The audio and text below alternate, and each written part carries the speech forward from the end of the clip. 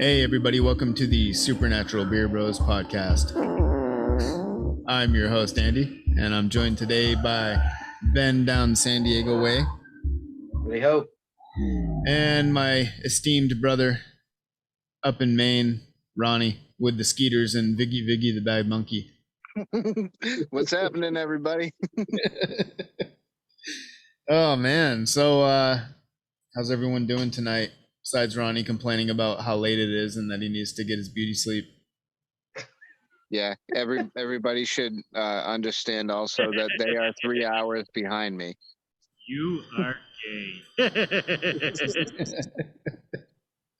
It is currently near 1 o'clock in the morning here, and they're like 9 o'clock there. You're hired. All right, so today's subject was offered up by Ronnie. We were gonna do the Nazca mummies tonight, but we decided to do Armageddon instead. Just given the trending of current events, that's an appropriate topic. Yeah, has anyone heard that the Euphrates River seems to be drying up? Oh yeah, At least sections of it. Yeah. I mean, that's kind of that's sort of probably something that's occurred in stages, because the biblical account, for example, the Garden of Eden, talked about 4 rivers, and for decades, critics of the Bible, and obviously, this isn't a Bible podcast, but the topic tonight is. But critics for decades were like, "Oh, but there's only 2 rivers, the Tigris and the Euphrates, in that region, so the story's fake." But then, what do you call it when you can use like ground penetrating radar or some other, geotechnology to review older layers of the earth? And they found 2 additional dried rivers that were Talking ancient. about the core drilling. Is that what you mean? I don't know whether it's core drilling, but they basically use. No, you can use satellite imagery also. Oh, LiDAR. Are you talking LiDAR? Yeah, it was satellite imagery. And they found 2 additional rivers in addition to the Tigris and Euphrates, matching up with those 4 rivers. But they had dried up probably centuries or millennia ago. Probably millennia. So I wouldn't be surprised if the Euphrates is drying up, because that's part of the world is just, it's like if you cook a steak too long, it's very crusty and hard. Yeah, that picture behind Ronnie, it looks like God staring down at us right now. That's Ghostbusters 2. What do you call that dude? Viggy. Ross. Monkey. We're gonna paint a little happy little wrathful God here. Oh man. Look at him. He's actively stomping the grapes of wrath right now. Hey, what was that? What the guy in the painting? What did they call him in the movie? Bob Ross? No, the fucking guy in the painting. Oh, I can't remember the guy's name, like for the name for real. I just remember the part where he says, "Viggy, you've been a bad monkey." I mean, he was basically based off of Vlad Dracul, because they talked about him being a cruel tyrant who murdered his own people. So he was kind of a Vlad Dracul character. But what I was going to say is with the Euphrates drying up, there's some talk about the angels that are supposedly chained up beneath the Euphrates, with Bible prophecy that when the Euphrates dries up, that they would be released. It's like one of the signs of the end times. That's kind of just an interesting imagery in and of itself, because it kind of makes me think of what was it?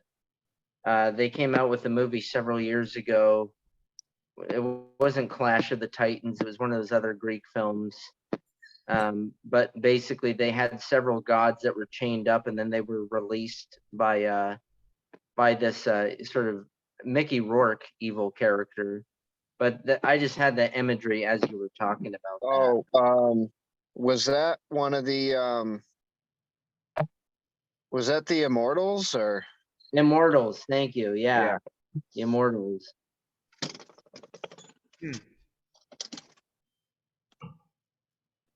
All right. So Mickey Rourke played like some tyrant, Agamemnon type of character.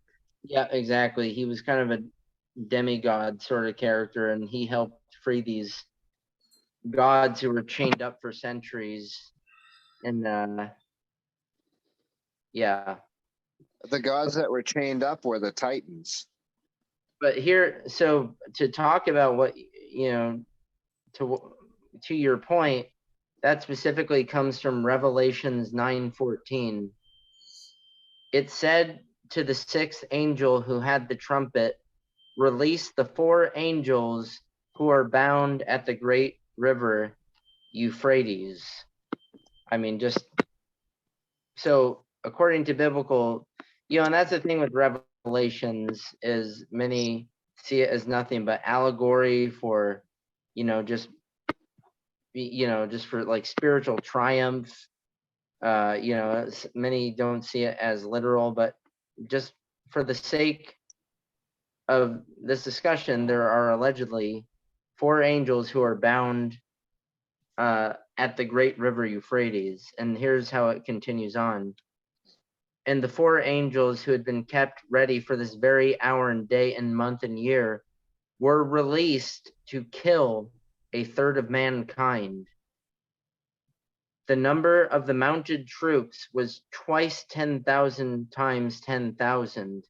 I heard their number. The horses and riders I saw in my vision looked like this.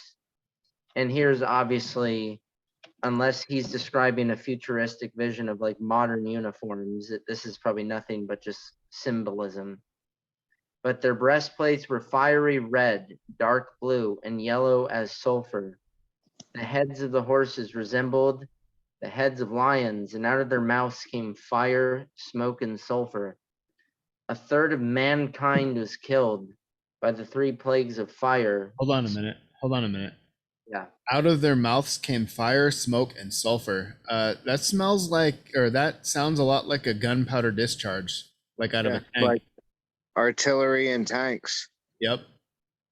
Very well could be, because remember, and this specifically was John of Patmos writing the book of Revelations. He was basically the last apostle of Jesus Christ. Everybody else, he was actually the only one who wasn't killed early on. He survived to old age. So Right. he's receiving visions, obviously, of potential future events that he can't even describe the equipment, because it makes no sense to him. He has no comprehension of it. So he's doing his best to describe sort of what he's seen. But yeah, so these four angels bound at the river Euphrates lead directly to the death of a third of mankind.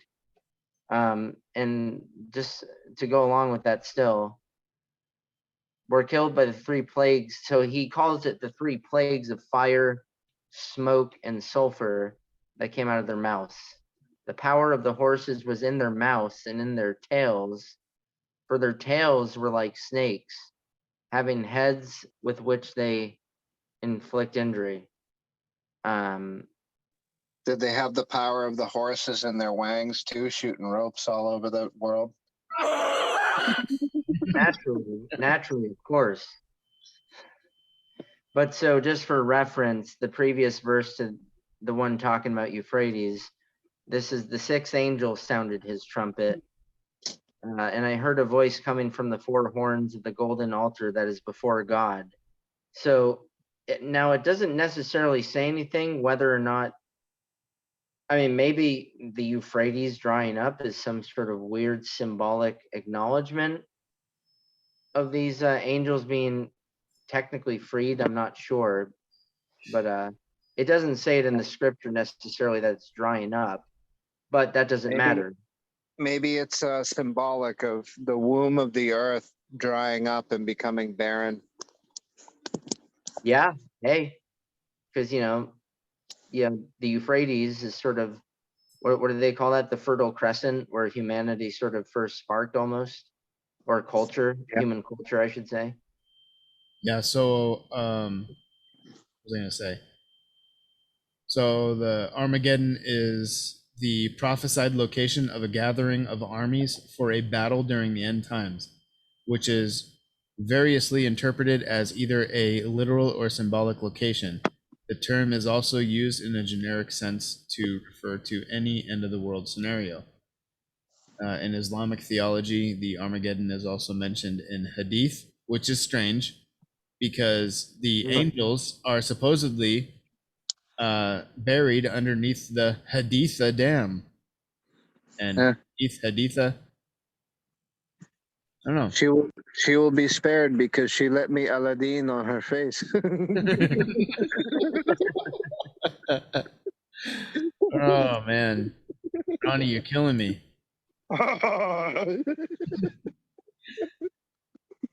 Well, this is a picture of the area where the Armageddon battle is supposed to take place. Scroll down, there's another picture. This one. This is a site of an ancient city. You can see it's kind of high, mounded. And the reason it's high, it's kind of raised over this valley, is because millennia and millennia of civilizations were built, destroyed, and rebuilt on this exact spot. And they just kept building on top of the ruins. Yep. And it's literally raised ground because of that. Yeah, it looks like it's 200-300 feet up. Yeah. From ground level. It's insanity. This is an ancient place.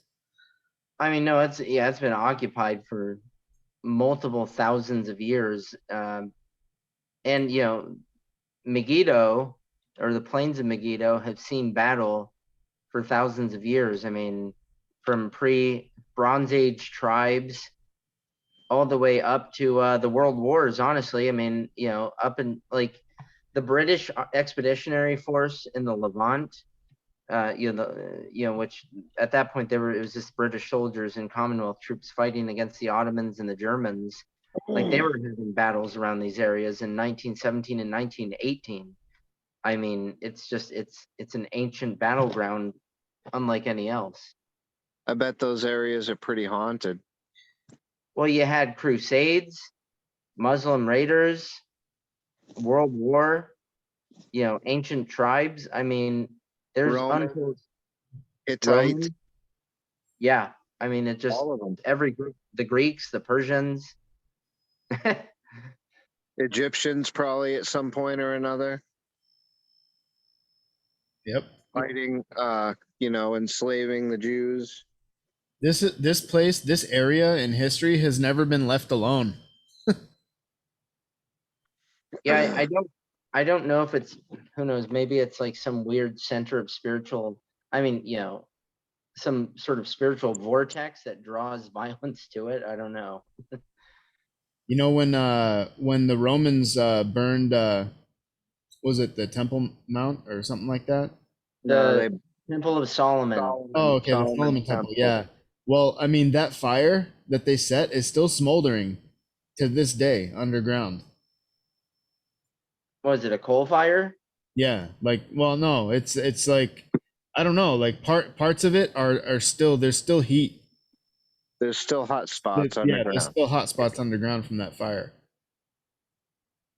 I mean, I can believe it because, again, like you even look at modern coal fires, which are occurring today. There's a place in Pennsylvania called Centralia, which is essentially vacated, but they've had a 40+ year coal fire that's still burning hot.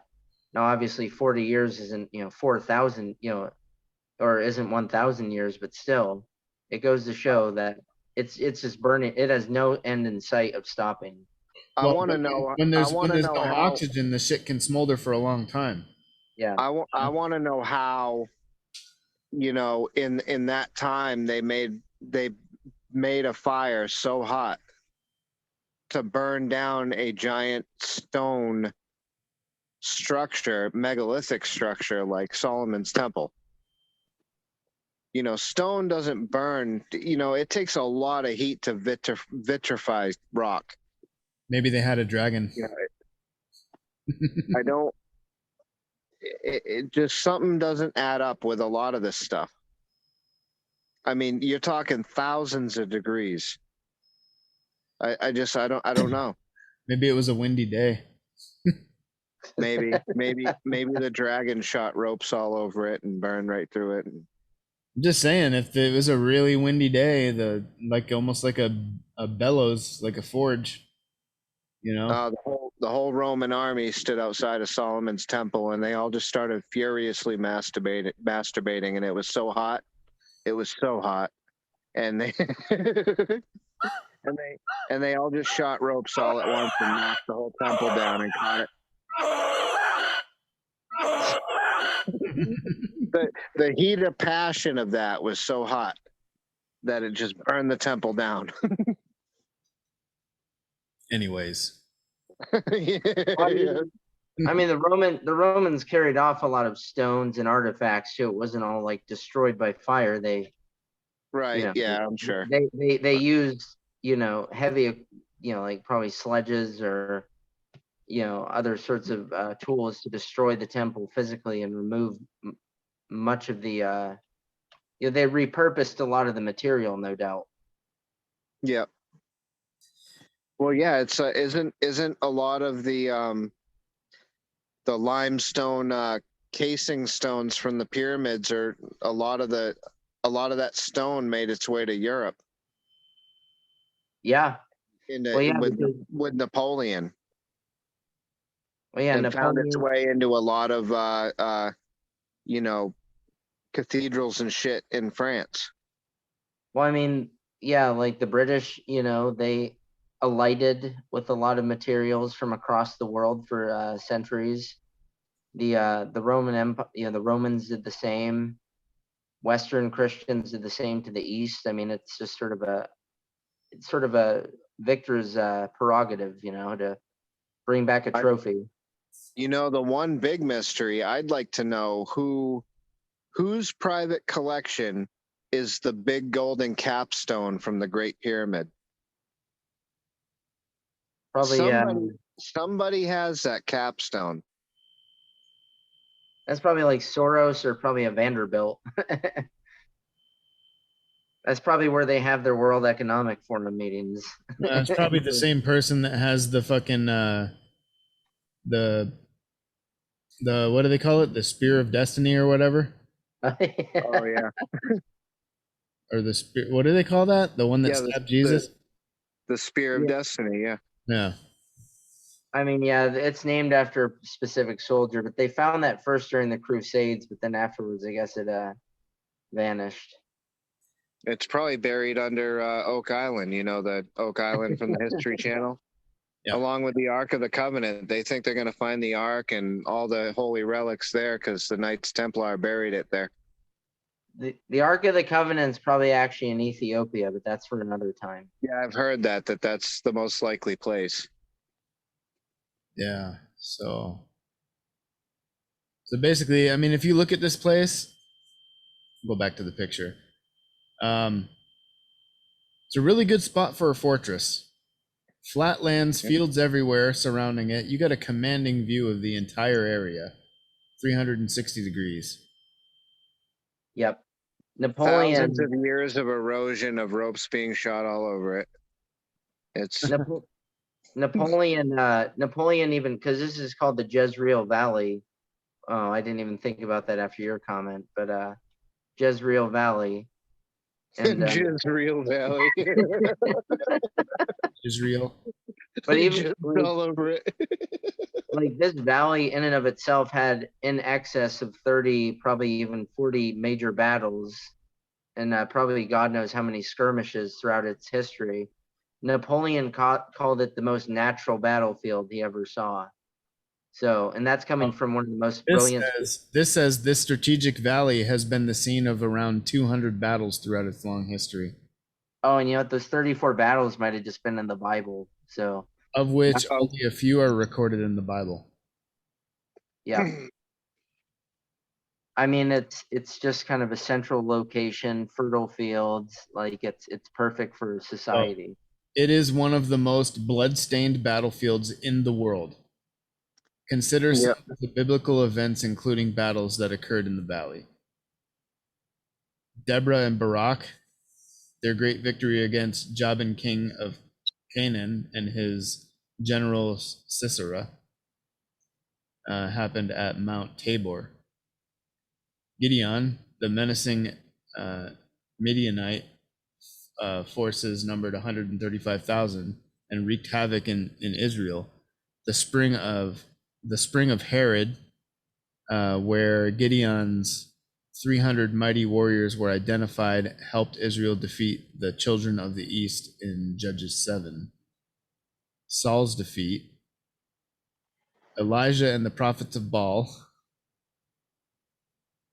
Isn't Baal a demon or something of some type? Yeah, Baal was Baal. Baal was a deity of either the Canaanites or Hittites or one of those opposing tribes of Israel. But just I guess since we're talking about Armageddon today, just But in the isn't Baal like the Lord of Flies or some shit? yeah, I mean, demon is actually a correct term because in Christian and historic Judaism, like the gods of the nations are actually considered actual demons. Since we're on that. The death of Jehoram and Jezebel. Josiah slain, Battle of Ain Jalut, 1276 or 1260 AD. Other battles. Yeah, Andy, you ought to read that one. Napoleon defeated the Ottomans in 1799 in this valley. And the British fought the Turks and Germans in World War One. Yep. But the Battle of Ain Jalut in 1260 AD was one of the most important battles in history. The Mongols were building the world's largest empire by brutal conquest. Until Ain Jalut, they had known only victory. Yet right here in the valley near the spring of Herod, they met with their first defeat at the hands of Baibars, the Mamluk Sultan. Yeah, just a brief history lesson there. Mamluks were kind of slave soldiers essentially in Egypt, in the Egyptian Empire. They overthrew the sultans and basically established an empire from former slave soldiers. They were some of the fiercest warriors for centuries until they met their defeat at the hands of Napoleon himself. So He was the Sultan of SWAT, the King of Clash, the Colossus of Clout. Oh my God. Are we really doing Sandlot references? The Great Bambino. That's right. Well, that's the same guy. Yes. Oh, we got to get the ball back. Nobody gets the ball back from the beast.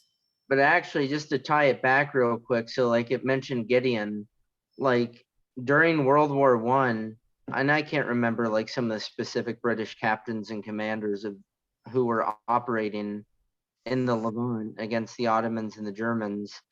But at one point, a British commander was reading his Bible, and he read the story of Gideon and how he used not only the terrain, but the tactics of Gideon from thousands of years earlier to help defeat the Axis. Well, Entente. That's what you called the Germans and their allies, right? The Entente in that valley. So he was reading his Bible, used their tactics, won on their ground. It's pretty wild. Yep.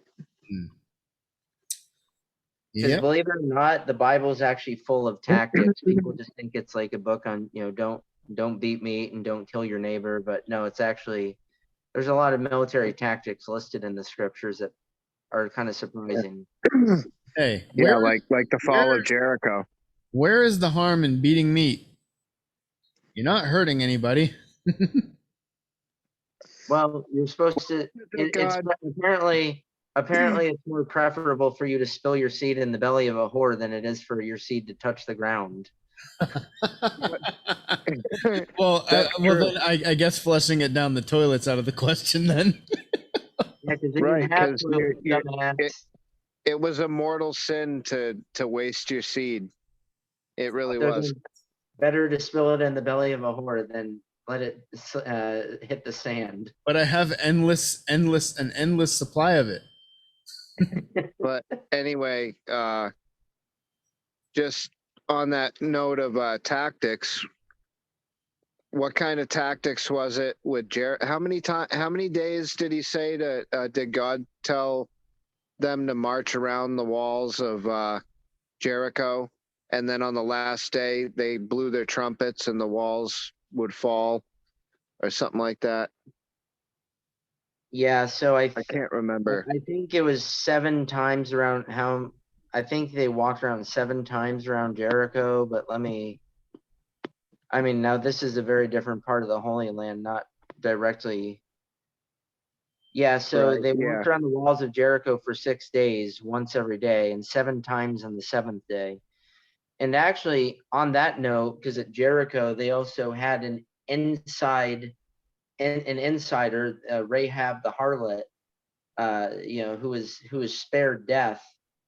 She helped provide them. She actually put a piece of cloth at a safe point for them to enter the walls of Jericho.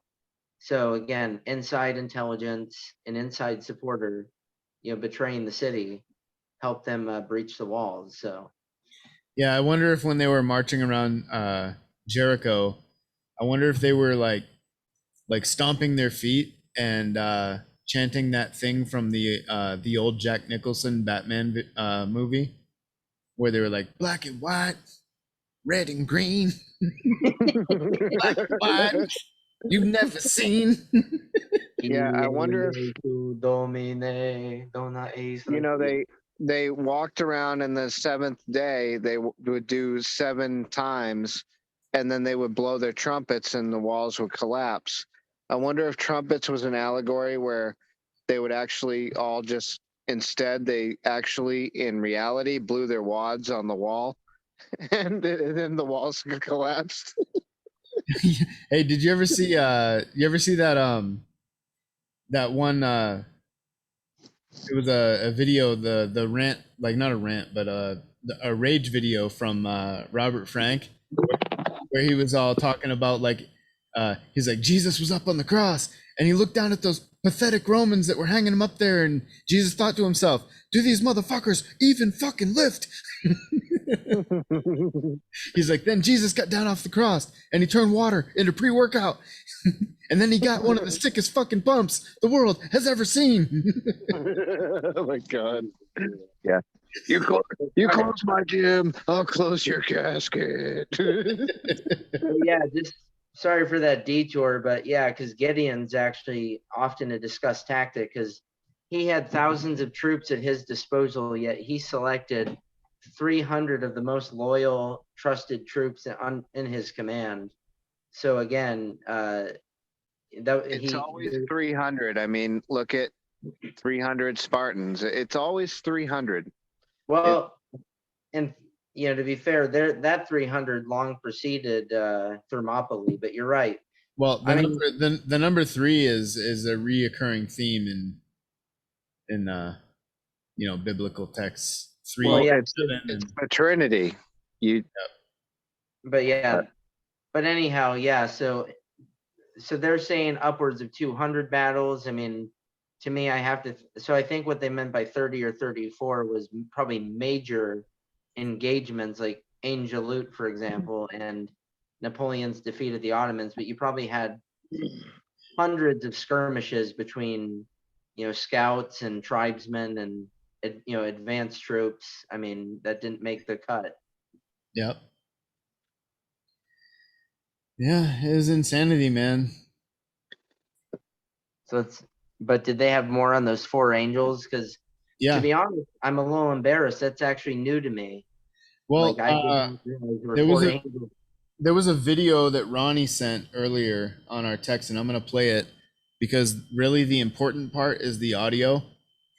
Now, there were in Iraq at the Haditha Dam, these Iraqi dudes were digging. I don't know what they were digging, but they were digging over there by the dam. And they got some audio recordings of what they claim to be these angels. So we'll play that now. No. Those things are actually chained up in Iraq underneath the Euphrates River. Now, although I do not subscribe to the Bible, I do believe the Bible has some amazing stuff in there. In the Bible, it actually says the Euphrates River in Iraq will dry up in preparation for Armageddon, which is when these fallen angels, these beasts, will be released upon the world. The Euphrates River is drying up as we speak.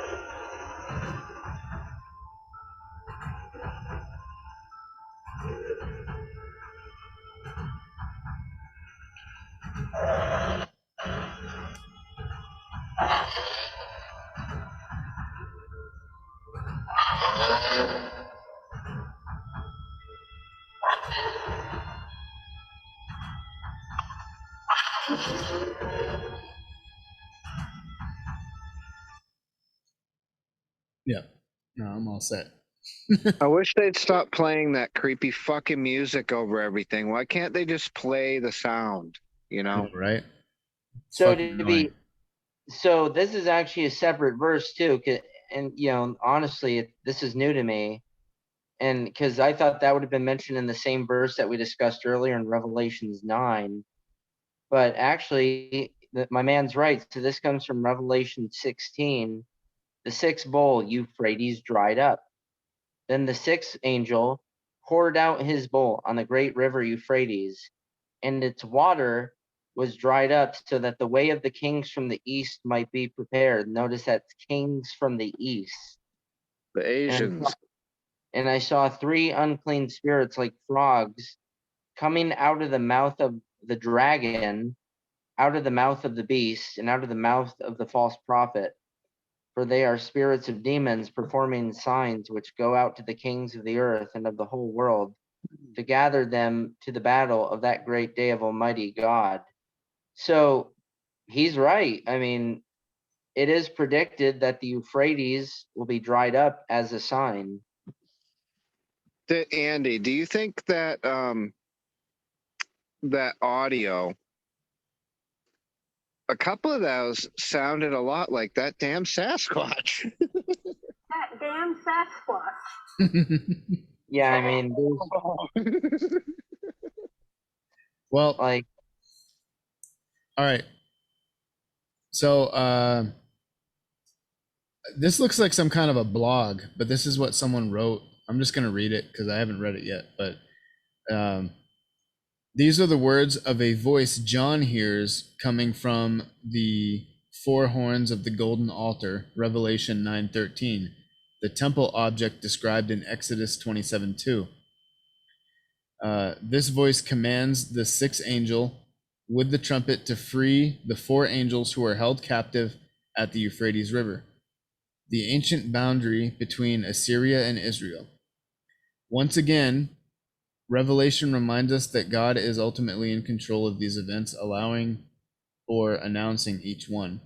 At no point in the end times is evil allowed to run entirely out of control. We know that these are demonic beings because they are described as bound. Demons are fallen angels, many of whom are bound in chains of gloomy darkness. Peter 2:4. God's good angels are not bound, but are free, as are some of Satan's angels / demons. Ephesians 6:12 tells us we do not wrestle against flesh and blood, but against the rulers, against the authorities, against the cosmic powers over this present darkness, against the spiritual forces of evil in the heavenly places. The region of the Euphrates, where these 4 angels are bound, has a notorious relationship to human sin. The first murder was committed, presumably, not far from the Garden of Eden, in the Euphrates region. Genesis 4:8. The first war, confederacy, took place in that region. Genesis 14. Nimrod began his kingdom there. Genesis 10:8 through 12. Babylonian idolatry sprang up in the region and will be judged there. Zechariah 5, Revelation 18.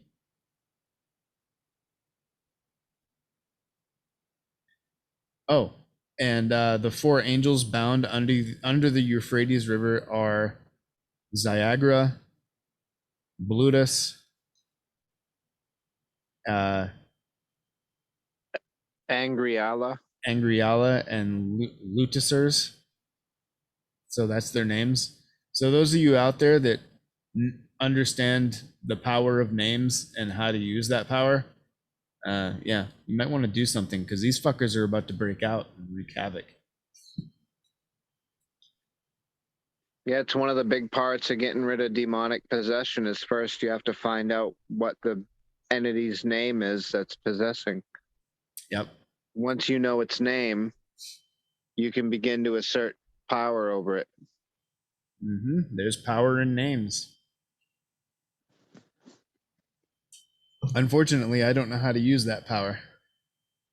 Maybe one of our dear listeners will. Because these 4 demons, or angels, or whatever you want to call them, supposedly are going to be released and kill 1/3 of humanity. So That's a big body count apiece. that's 1 out of every 3 people. They get to be some badass sons of bitches. That's a big body count for four dudes gonna kill, 2 billion people, 2.5 billion people. Well, and you see kind of a common theme when it talks about destruction in Revelations, like, a third, like it's usually 1/3. So like 1/3 of the people will die, 1/3 of the stars fallen. Like 1/3 is kind of the symbolic number of the suffering that's to come. Yeah, I've noticed that too, actually. Yep. The golden altar. Yeah. So this is the prayers of the saints. So this is a response to the prayers of the church. It is a voice from the golden altar of God. Lord, bless this thou hand grenade, that with it thou mayst blow thy enemies to tiny bits in thy mercy. And the Lord did grin, and the people did feast upon the lambs, and the sloth, and carp, and anchovies, and orangutan, and fruit bats, and breakfast cereal. Skip ahead of you, brother. Yeah, skip a bit, brother. First shalt thou pull thy holy pin, then shalt thou count to 3. No more, no less. All right, so 5 is right out. all right, look, honestly, like, I'd rather deal with nukes. I can't think of anything more terrifying than 4 massive fucking angel demons coming out from underground and just slaughtering. Well, and honestly, like, who's to say that they're actually going to be like, look, I'm a Christian, kind of getting back into my faith, so like I'm reading this sort of with a fresh pair of eyes after years of not reading it. And I mean, who's to say that, yes, they may be released, maybe spiritually, but not necessarily, like, maybe they're just going to infect the hearts of men, because look how vicious humanity is becoming again. Absolutely violent and vicious and angry and just full of piss and vinegar and vitriol. Who's to say that they're just not going to be released, but then have, like, almost possess people to commit horrifying atrocities, Yeah. I bet if the truth was told, a lot of these people, like with the mass shootings and shit, are probably possessed. Of course they are. No normal people do this. It's not like, oh, I had a bad day, so I decided to slaughter a whole classroom of kids. You're fucking evil. You are Possessed by the possessed, guy in my background right there. you're possessed by a demon when you like shoot your grandmother. You know, she didn't kill her, but when you gun down children for no good reason, you're possessed by a demon. You don't have a chemical imbalance. You know, you're evil. Or Yeah, you were and possessed with evil forces, and so maybe that's what these four yeah, demons and Brady's. when you shoot ropes all over your grandma, that's a chemical imbalance. That doesn't necessarily mean you're evil. Yeah, that's the chemical imbalance. Shooting ropes versus actually shooting your grandma. What did we oh yeah, so no. Oh my God, Andy. Apparently that's what he's doing because we can't see him. Yep. He's shooting ropes right now. But no, because I was trying to look up some other verses because it's like what else could be going on that could help us understand the situation, because I remember reading something like this years ago, and it talks about the army. Like, it talks about a vast scale of Revelations 9:16 through 18. It talks about this army of basically the beast, the antichrist, these evil forces. The army had 200 million soldiers on horses. I heard them say how many there were. And when I hear that, for most of human history, that number would be basically impossible to accomplish. Now, of course, that could have just been a symbolic number of untold evil. But when you look at the population of the world today and what even a country like communist China itself could muster if it was forced to, 200 million ain't that improbable anymore.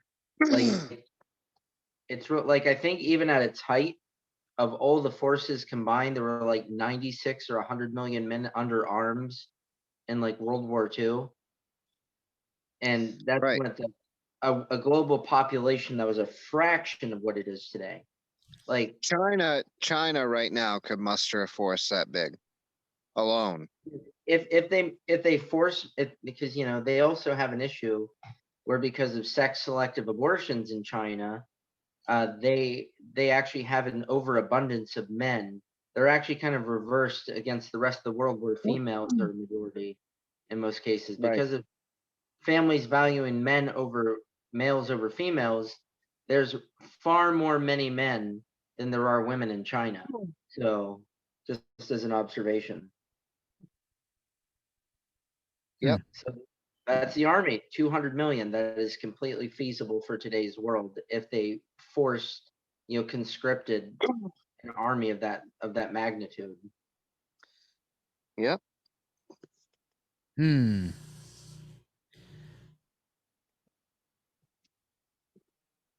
Isaiah. Listen to this. Isaiah 26:19. But your dead will live, Lord, their bodies will rise. Let those who dwell in the dust wake up and shout for joy. Zombies. I don't think that's what that means, but I mean, that's, yeah, because there was like I'm thinking of the prophet Ezekiel. we trying to say that the Lord is a necromancer. Like, Well, he is in a way. There's several, raising Ronnie, there are several examples in the Bible of God and even Jesus bringing people back from the dead. but they didn't wake up and start insatiably eating other people. Well, necromancy that would be necromancy, though. You bring someone back from the dead, it's necromancy. Yeah, that doesn't mean zombieism. True. It doesn't mean brain eaters. Brains. Yeah, because you have Lazarus, you have Jesus, but no, that has nothing to do with like an army of the dead isn't going to be resurrected to combat the 200 million force of the beast of Revelation. Hey, what? Which I'm one was sorry, that? but Which one was that, Ronnie? Where was it? Return of the Living Dead, where it was like, "I love you, baby. Now let me eat your brains." I think so, probably. But I was thinking of another one of those, like, 70s, 80s cheesy zombie movies where, like, they only ate the brains and the zombies were on, a brain hunt. And when they would catch somebody and chomp down on their head, it sounded like it was the same sound like biting into an apple. It just made me laugh every time. Like, Yeah. yeah, that was fucking awesome. Oh no, that was actually Night of the Living Dead, the original, where the the little girl dies in the basement and her mother like doesn't want to accept the fact that she's a zombie, and she's like wants to give her a hug. She tries to give her a hug, and the little girl zombie bites into the top of her head, and it sounds like she's biting into an apple. Oh yeah. Wait, they had that in the Bruce Campbell movie?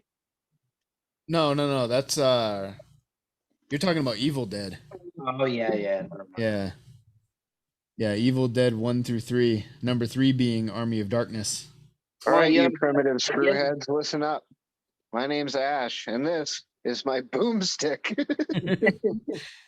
Next I one, actually give, primates even I touches. actually give Evil Dead the remake actually high marks. It was pretty damn creepy. Isn't it a series now? Didn't they do a Netflix series or something? Evil Dead. Same guy, fucking Bruce Campbell. I don't know That if it was sounds familiar. Netflix. I watched a couple episodes, but I don't remember what platform it was on. It was funny though. Except he's like an old flabby Ash though now. Hail to the king, baby. First you want to kill me. Now you want to kiss me. Blow.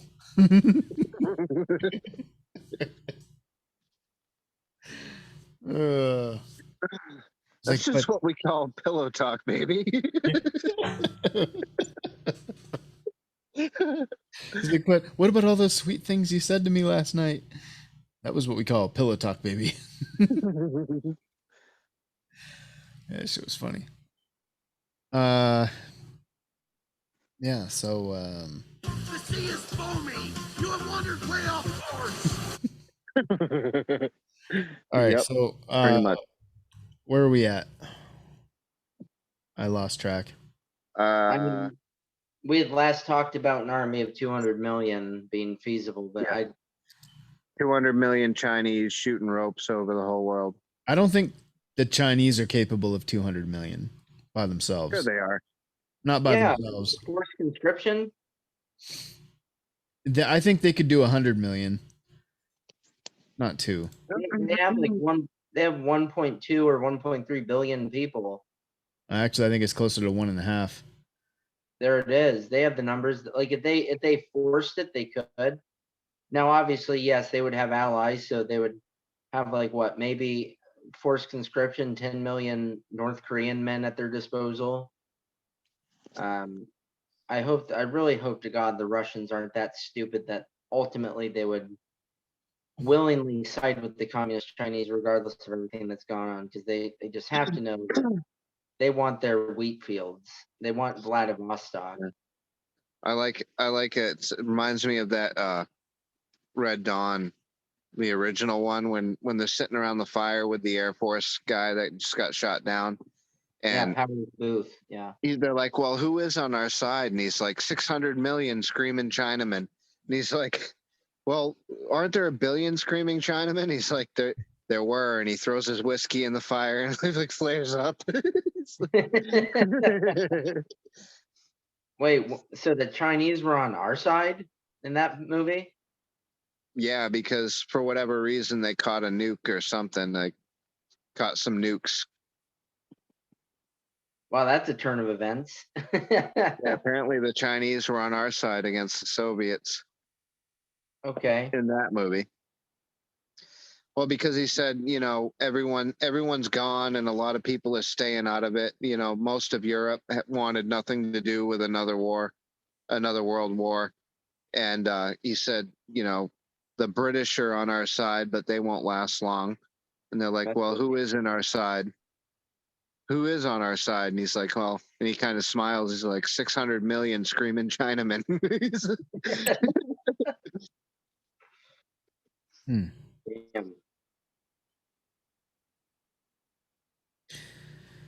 Yeah, so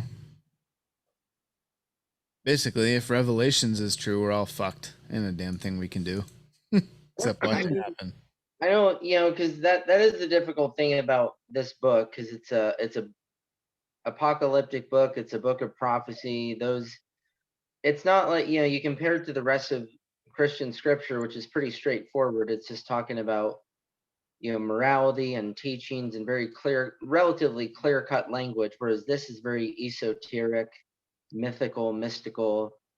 But at the same time, I think if people look at the state of the world, like, just look at how evil the people who run the world are, like the World Economic Forum, for God's sakes, child, they're pedophiles, they're child murderers, they're tyrants, they're the way I've seen it and the way I interpreted, what I've read over the years through the Bible is,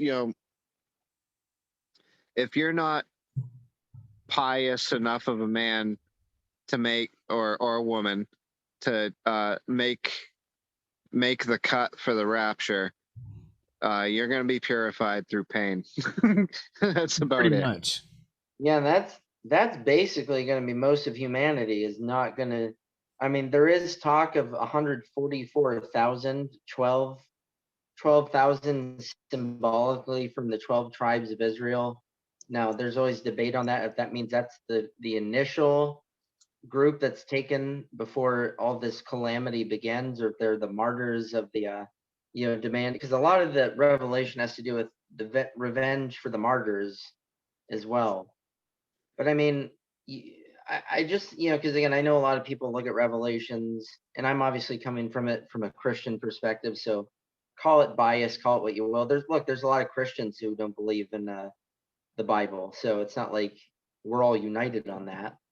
But you just look at the state of the world today and the leadership of virtually all the countries on earth. You look at all these evils we see coming out in videos, at trials, stories you hear, whether it's the World Economic Forum, the Ghislaine Maxwell's, the Jeffrey Epstein's, the George Soros. You look at the quality of the people up top, and these are like just fundamentally evil people. And Yeah. when I look at that, Revelation ain't so much of a far fetch for me anymore. Really depends on which version of the Bible you read too, because I mean, if you read the Bible that has all the stories and chapters and shit that was omitted from the King James version, it's a bit different story. Yeah, but also something else I've heard, and I'm not really sure if it's in the Bible or not, but I've heard that if you survive if you're not raptured and you survive the tribulation, you're good to go. Pretty much. Yeah, it's like the Hunger Games. Right? You come out the other end and you're fine, healthy, alive. You're You're gonna safe. survive. I will survive as long as I Well, know. I'm just gonna say this: if it goes down the way it's portrayed in the Bible to the T, if you survive that, I don't care where you are in the world. If you survive that, you deserve to live to be fucking 3,000 years old. Because it's a reckoning. Yeah, if you live anywhere near major military installations or the old silos, just you move to northern Idaho or northern Maine now. Save yourself some trouble. Yeah, I think it's funny that a lot of people are building shelters and moving into the old silos, which I'm pretty sure are probably still targeted by the Russians. Yeah, So, there's that's old, an amazing there's thing. old decommissioned silos that are like being turned into like luxury apartments, like deep below ground. yeah. But the thing is that Crazy. can these shelters hold up against a direct hit from a nuke? I don't think so. I mean, because That depends. I think of that it was like 1982 or 1983, but it was a made-for-TV movie called The Day After, where it just showed, the impact and aftermath of multiple nuclear strikes, and it's actually pretty interesting to watch. I recommend people watch it. But this kid's going to get his haircut, and he's talking to this is a very young John Lithgow he's talking to at the time. And John Lithgow was like, "What do you mean in the middle of nowhere? We're not in the middle of nowhere. We're right next to this military installation, that military installation. There's like 150 missile silos from here all the way to Missouri and Kansas, So you may think so. Yeah, because look, a lot of Revelation is warfare. Like there's an army of 200 million men. Uh, whether that literally means 200 million or not, it still means a shit ton of men are going to be fighting a global war of epic proportions, which has never been seen, in human history. It'll probably dwarf World War II immensely. It talks about falling stars. Who knows? Maybe those falling stars are falling warheads, which are bright as Yeah, stars. what was it, the wormwood or whatever? And Wormwood. a third of the waters were poisoned, and this, that, and the other. Yeah, Yeah, it was because a comet or something named Wormwood, and it impacted and poisoned all the water. Something like that. wormwood could just be biological warfare. Could be chemical warfare. Or it could be nukes, radiation, That's what I'm talking about. Like, poison water. 'cause you're talking about a first century man, who personally knew Jesus of Nazareth, who, to me is the savior. He isn't, not everyone believes that way. That's okay. I'm not here to judge, but he knew him, and he's looking at these visions that are probably, thousands of years in the future, and he's trying to determine what all this means. So a falling warhead to him probably looks like a star or a comet, and he's told by an angel, yeah, that army you've seen marching across the face of the earth has 200 million people. The human world at that time probably didn't even have 200 million when he was alive in the first century. Probably not even Right. Yeah, the close. total population of the planet wasn't even that big. So to hear that kind of number was probably shocked the living crap out of him. Hey, Andy, So see if you can Google real quick. Just Google what was the population of the world in, I don't know, 10 BC, like somewhere around the area of Christ. I mean, that'd be literally impossible to know, but I mean, I'm sure they have estimates.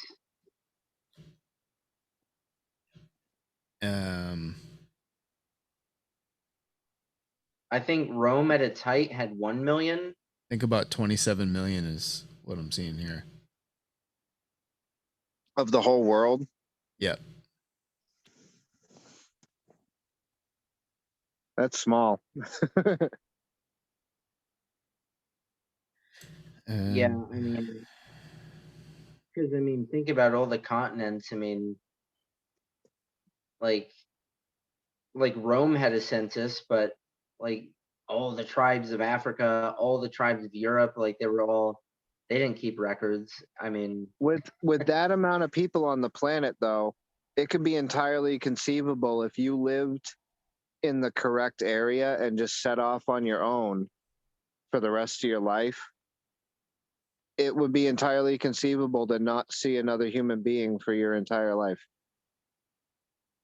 yeah, and John of Patmos. Well, we refer to him as Saint John, but John of Patmos, he was in exile on an island in Greece for the remainder of his life. So he probably really didn't see anyone. But yeah, so that's kind of my viewpoint of it. I think current events frankly are kind of convincing me that it's more than just mere allegory. I mean, you look at sort of how the human society is destabilizing. We're having war drums beating in a nuclear era, which is terrifying enough. Especially with people armed with the technology that we have today. So Well, and they also said that the end times, that the world would be as it was in the days of Noah. well, yeah. So on that, days of Noah. Utterly corrupt, debauchery everywhere. That's Just true. It was a mixture of that utter debauchery because it was universal evil, but it's also that just people, because what Christ was saying too is that people were marrying and drinking and just basically what essentially they were doing is they had debauchery, but they were all just also just living day by day. So they didn't care about great things, great ideas, the future. They were just literally what, and you kind of look at society today and what are people doing? It's like, we talk about paycheck to paycheck, or, you have people who go wild for sports teams, but they don't give a shit about world politics or greater issues of hey, importance. they're all living their best life in the moment. Yeah, not only that, like I think it's like 70 or 80% of women cheat on their husbands. And I think it's probably close to that number for men too. Well, Like, that's what year I'm round. talking about because And yeah, like the entire world is full of fucking debauchery. well, I believe that with women because I mean I've been cheated on by every girl that I've ever let close to me. So I mean I believe that. I would totally believe that. Well, because one of the other aspects, of course, about the end times as well is this, who's referred to as the man of sin. And this is in Thessalonians, or one of the scriptures written by St. Paul, the apostle. And so basically, the man of sin arises, and he is affiliated with the end times. The man of sin arises when there's called what's called the great apostasy. And an apostasy is basically a falling away of faith. So this isn't just like a regular, some people stop believing in God or goodness. It's like a great proportion, if not most of humanity, abandons faith. And by that, it's not just faith, and it's also morality, it's decency, it's, just fidelity, loyalty, which, religion technically inculcates in people. So the way I see people living their lives today as a whole, and look, I'm not some saint. I'm not trying to pretend I am, but the way things are going today, where you have doubt, despair, atheism, I think worse than all that is nihilism. This sort of nihilistic, nothing matters mindset is like exploding, especially among millennials and Gen Xers. So this great apostasy that St. Paul warned about is, for me, kind of another confirmation of this end times prophecy, because it's unprecedented. So, Yeah. but that gets into deeper theology, not partly related to Revelations, but obviously it's not in Revelations. No. So I think we've beat the biblical Armageddon enough. Let's move on to other ways that the world can end. The nerds are gonna kill us all. CERN. Yeah, CERN. AI people.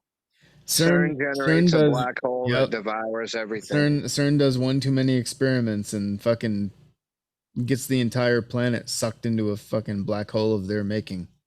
See, that's a facility that should be like occupied and disestablished right now. Yep. They're playing with powers they have no concept of. Well, that's the problem with a lot of these scientific types. Like, look, I think science is the shit. I love science because for me as a Christian, God is the ultimate science. He invented it. So I Jones science. But what I can't stand is when you have people who invent powerful machines who are utterly brilliant, but they're probably also personally amoral or immoral. So it's like they are God in their minds, which is terrifying to me. Yeah, it's like I've Yeah. said before. Hail to the king, baby. It's like I've said before. Overzealous nerds are the most dangerous people on the planet. They are. They are. They absolutely are. Yep. Like maybe Pol Pot had the right idea. What are they gonna do when they at CERN when they open up an interdimensional portal and an army of Sasquatch come fucking pouring through it? I mean, they get, well deserved at that point. Yep.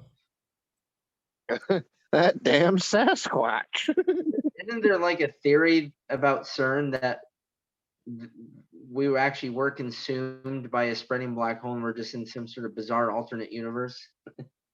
Yes. Yeah. Yes, there was. That's where the Mandela effects and stuff come from. 2012. Because we're just on some alternate timeline since 2012. Yep, CERN inadvertently created a black hole. The entire planet and everyone on it was sucked into it, and we were all immediately, in the blink of an eye, transferred to an alternate timeline where it didn't happen.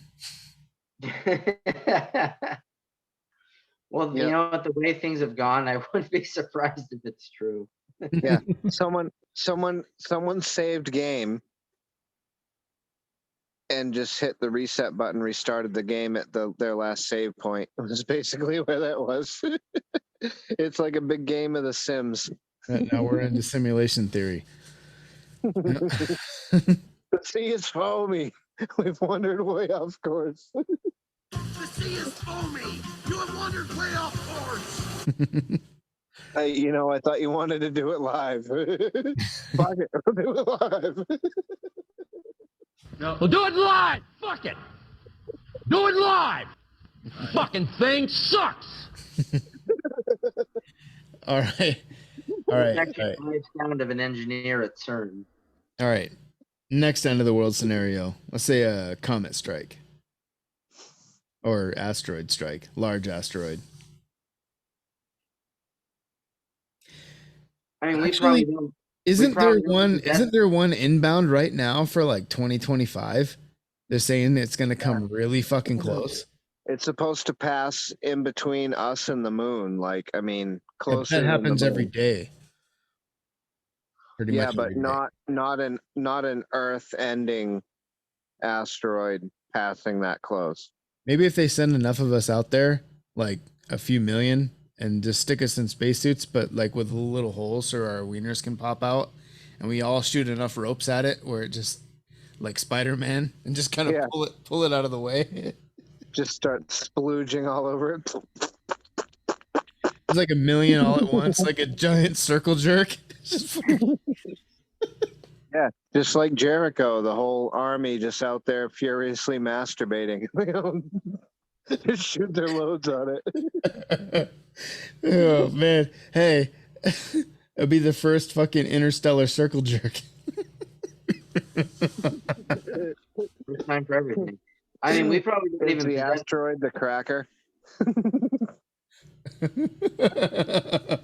we probably don't even possess the technology to like knock something off course, or detonate something before it reaches us. Well, it depends on the size. I think if it was if it was the size of like say like the Empire State Building or something, like big enough where it would destroy an entire city or maybe even a small state, I think maybe we could knock it off course enough to miss us, but if it's any bigger than that, I don't think so. I think Yeah, what if it's an asteroid coming in like the size, if it's one like the size of the one that killed the dinosaurs, I don't think it's like shooting spitballs at a freight train. It's just you're not gonna do anything. We can launch every nuke we have at it, and it's just gonna smile and keep on coming. That's almost the same. That's almost the same analogy I was gonna say, except my analogy was rubber bands. Shooting rubber bullets Yeah. freight train. Well, that's why Shooting in ropes at his freight train. and I don't know how viable the theory is because you can't go solely off of popular media, but in both Deep Impact and Armageddon, both teams always had to like drill, hundreds of feet down inside the comet to plant the nuclear warhead. So they weren't just launching at the comet itself, but they were boring into it. So maybe that Well, was did either one of you watch that movie Don't Look Up? not Yeah. yet. Yes. Well, they Yes, I sent have. like a bunch of fucking like robot fucking rockets up there, and they were trying to slow the fucking thing down to where they could mine it because it was made of like some kind of precious fucking metal material. And they wanted to mine it so they could fucking make a Yeah. lot of money on it, right? Yeah, and of all, course they all the botched rockets the, were destroyed. yeah, they botched the entire thing and it destroyed the planet because they could have like they were ready to launch the entire nuclear arsenal. Actually, I think they did, but then they called it off at the last second and destroyed the nukes. And then they had nothing to respond with after that, and then they sent those robot fucking rockets up there and completely botched the whole thing and destroyed the planet because they were greedy. Yeah, and only the richest of the rich people got to get on this rocket, and they got off the planet and they colonized a new planet. And then the guy that was responsible, that owned the company that had the rockets that wanted to mine all the material, that guy, like as soon as they get off the rocket on the new planet, gets eaten by some indigenous creature there. Good, serves them right. Right. Well, that's fucking depressing. Yeah, that's what the elites are planning, right? They want to get off planet before anything happens. That's Well, why that's what I tell fucking, people. like they know something's coming. That's why fucking Bezos, Musk, the fucking Virgin Mobile guy, like the Virgin fucking Airlines Mobile, whatever. Yeah, dude, they've all launched fucking rockets into space now at this point. They're trying to get off planet because they see something coming. Oh yeah, Nobody no. else is telling us. Nobody's telling us what the fuck's going on. No, Well, I mean, Elon Musk has his eyes set on Mars. I mean, he has a grand scheme of having a colony on Mars in his lifetime. Like, I mean, like I it don't makes me want to go into like change my purpose and go into like aerospace engineering or something and like work for Musk. Oh, I mean, to what Ronnie was saying, Musk he said pretty much by 2050 he wants to have an active colony on Mars of up to 1 million people by 2050, which isn't out of the realm of possibility that we will be alive to see that happen if it comes to pass, assuming the world doesn't end in the next 2 or 3 years. you've already got, I can't remember her name. Who's that astronaut, or the girl that qualified to be an astronaut? She's young. She might be 20. Yeah, she's like 23, I think. Basically, it's a one-way trip to Mars. She's totally up for it. Said, "I'm out of here, off this planet. I don't care if I ever come home." Yeah, she's on the Vanguard. So Yeah. she's gonna Matt Damon it to Mars. Yep. She's in the Air Force, isn't she? Like I'm not sure. Must I can't remember. But I know she wants off this rock, and I don't blame her. I'm sure her parents aren't happy. If I didn't have so much shit tying me down to this rock, I'd say, hey, I want off this rock too. But You're too old and fat, Ronnie. Ain't gonna happen. I can make it happen. If I was single and had nothing tying me here, I'd make it happen quick. Yeah. Well, But yeah, let me ask you this, that's Ronnie. How are you gonna get to Mars when you can't get past the firmament? Oh God, we getting into flat Earth now? Yeah, the sun's on a fishing pole and string, and it goes around a disc of Earth. up in the firmament. Gay. And all the stars are is some kid back in the day poked a bunch of holes in the firmament.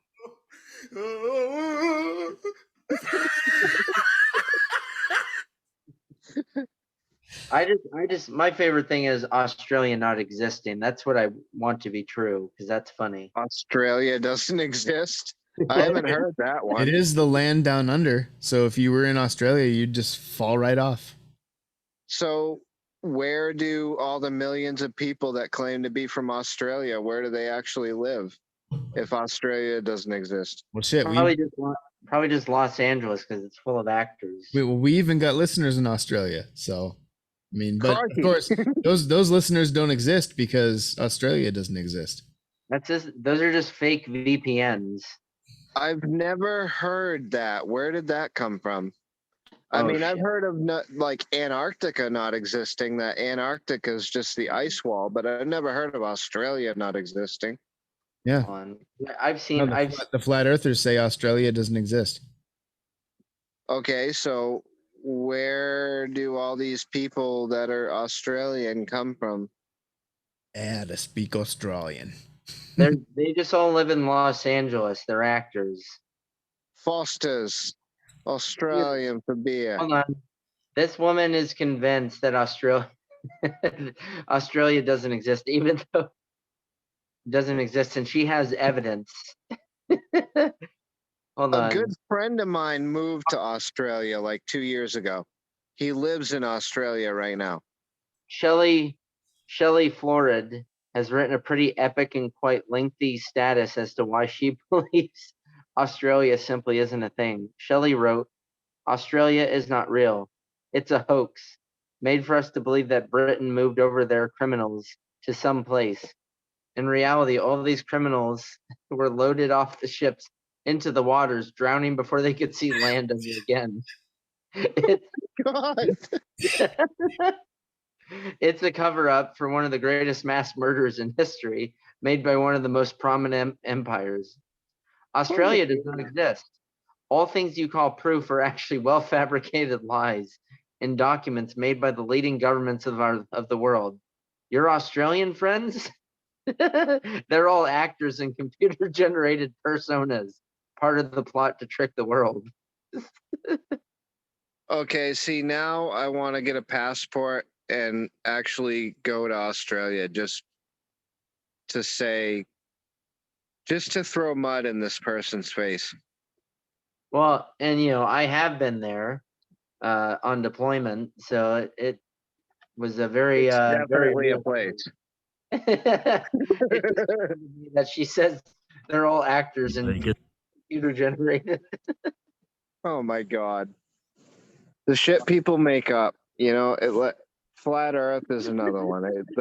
Just flat Earth in general. The idea that, the Earth is just some giant fucking soup bowl with all of us in the middle of it and a big ice wall You surrounding ready, it. Ronnie? Speak Australian.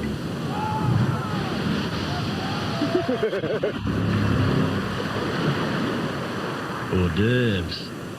Hors d'oeuvres. It's like hors d'oeuvres. Australians don't even really drink Foster's. I've always heard they drink Victoria Lager. Oh, I'm sure. Foster's Yeah, apparently is probably an American Foster's is company. Yeah, I was always told by Australians that Foster's is more of like a global brand that is like not representative of Australian consumer habit. What's up, guys? That's I'm our Chad. pussy beer. The real beer is Victorian lager.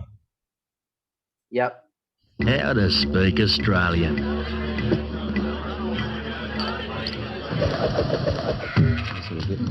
Remote control. Yeah. He throws a boomerang at the bartender and smacks him in the head and changes the channel. Remote control. So back to all that, yes, the rich of the rich are planning their escape, and we're all left to die. Of course, we all knew that anyway before we even heard about Yeah. it. Now, for me, I'm whether it was running underground or getting off the planet, the rich have a plan that we're not allowed to know about because it's a big club and you ain't in it. Well, here's the thing. Here's the thing, though. If there was a comet strike or some world-ending event that would destroy all life on the planet, would you really want to survive that? well, that's what I'm talking about. Because when It wouldn't be worth living. anytime I hear people talk about nuclear war scenarios, it's like there's always a consensus that the luckiest people were there at ground zero who just didn't feel a thing. They know nothing.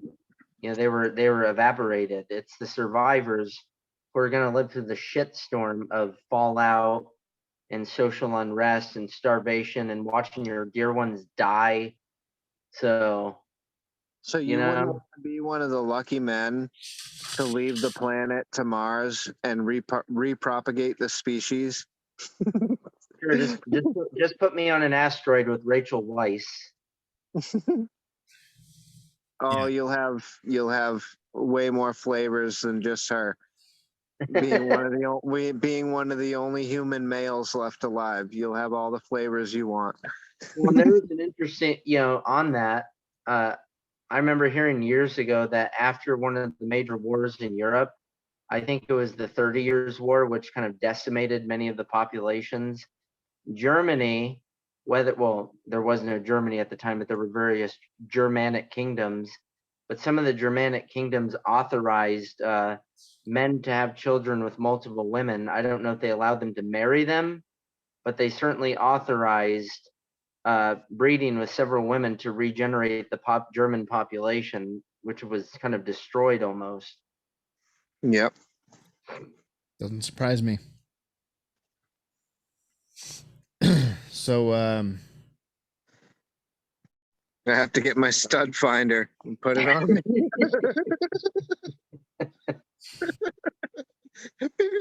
Oh, found it. You're fired. oh man. Are gay. Any other life-ending theories to discuss? Well, there's plenty to go through, man. There's a million and one of them. Yep, zombie apocalypse, which we went through in our zombie episode. Yeah, that's Supernova. just going to be the outcome of the coof shots, probably, as the zombie apocalypse. No, the outcome of the coof shots is going to be the monkeypox pandemic, which isn't monkeypox at all, but an overactive shingles outbreak. They're calling monkeypox because the shingles outbreak is all due to the lack of immune system that the jabbed have. Yep, we got shingles and plaque psoriasis all over the place. Yeah, everybody's got these weird growths under their hairline. God. It flakes off when you scratch it.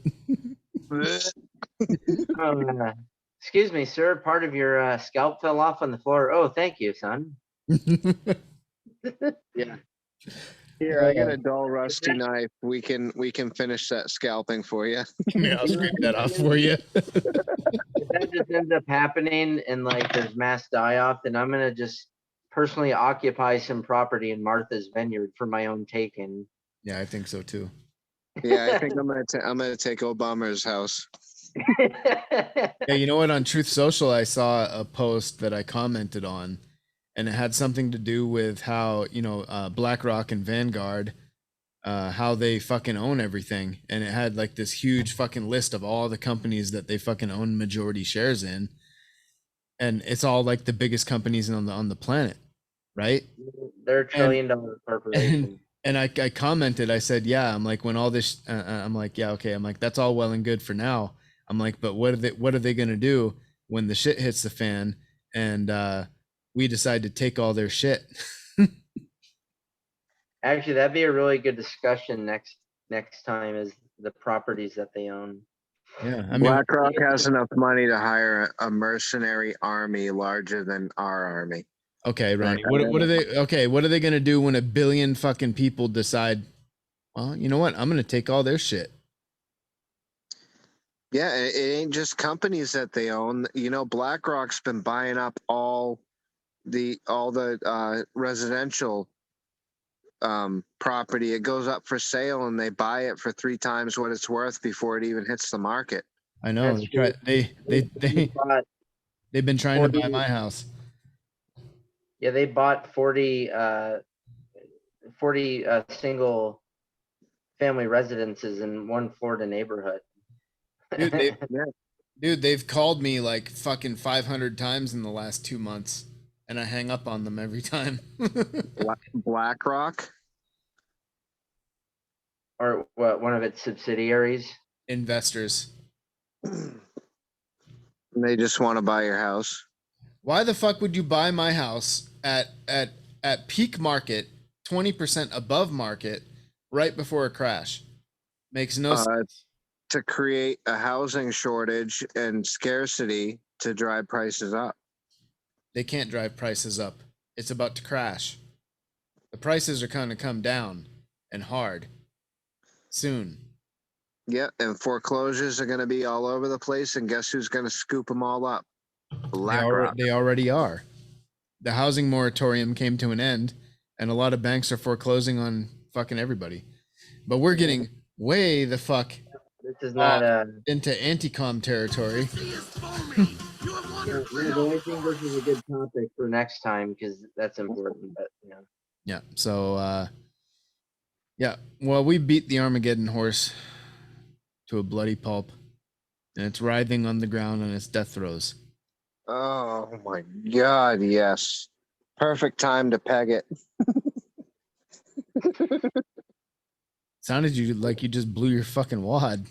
Andy, it can't fight back. You gotta peg it now. I'm surprised you haven't posted up that fucking picture of fucking naked human fucking a T-Rex.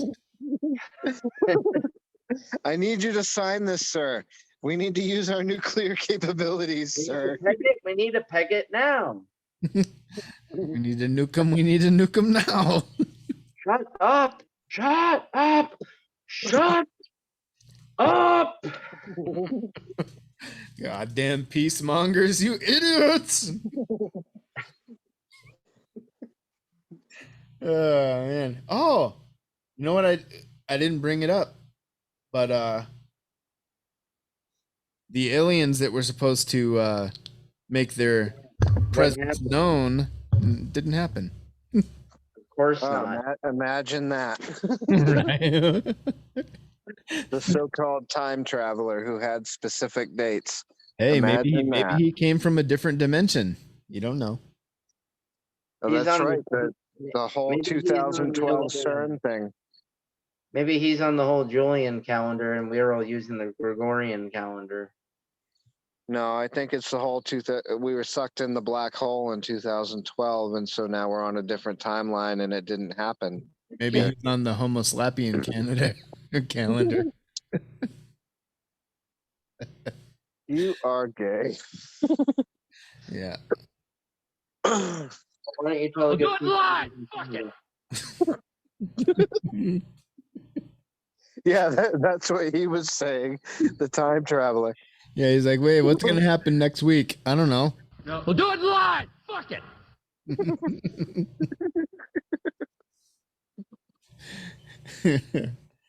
Oh man. All right. So where are we My at? God. Why don't you tell the good people where they can find us? Yeah, if you've listened this far, if you've listened to us this far, I'm proud of you. So, yeah, thanks for joining our TED Talk. And right, so you can find us on Instagram, which I've been severely slacking. I haven't posted anything since the Sasquatch episode. No wonder we don't have any followers, Andy. Dude, we got in the fucking almost triple digit new listeners every week. So Wait, so what's that mean? How many thousands do we have that are like? Oh, you mean like the Oh. thousands and thousands that have listened to like 10 minutes of one episode and never listened again? Probably. Shut it off. So Yeah. these guys are retarded. Anyway, Instagram is SBBpod. I do check it, but I haven't been posting. So if you want to fucking DM me or us on there, we'll answer you. Fuck it, we'll do it live. We'll do it live. Fuck it. So, email is supernaturalbeerbros@gmail.com. You can also hit us up on there if you feel like it. If you want to help us out, give us a like, 5-star rating on whatever platform you're listening to us on. That would really help us out with the algorithms. You can also find Andy at the Derek Zoolander School for children who don't read too good. Yep, that too.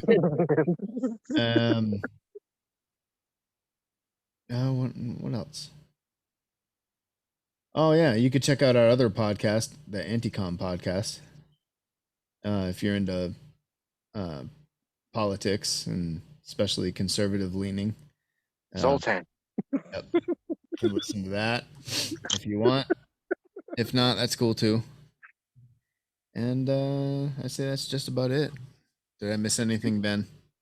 No, sir. You're smarter than Yeah. me. You're supposed to catch me when I mess up. You Do you did have not- the continuum tense function out? Zoltan. Who is this person who speaks to me as though I needed his advice? All right. Well, you know what? If you've listened this far, I fucking appreciate it because I probably wouldn't have. But this has been the Anticom podcast, and That's because Andy has no taste. Supernatural Beer Bros podcast. Oh yeah, did I say Anticom? Yep. Oh my God. Andy, you need to go to bed. Oh, up yours. This has been the Supernatural Beer Bros podcast. Supernatural Anticom Bros. Yeah, Do by it the way, live. we do have an Do it live. Fucking thing sucks. anti-communist podcast too. Sorry, my teleprompter's fucking up. Yeah, the old Joe Biden over here. You one ugly motherfucker. All right, so this has been the Supernatural Beer Bros podcast, and we are signing out.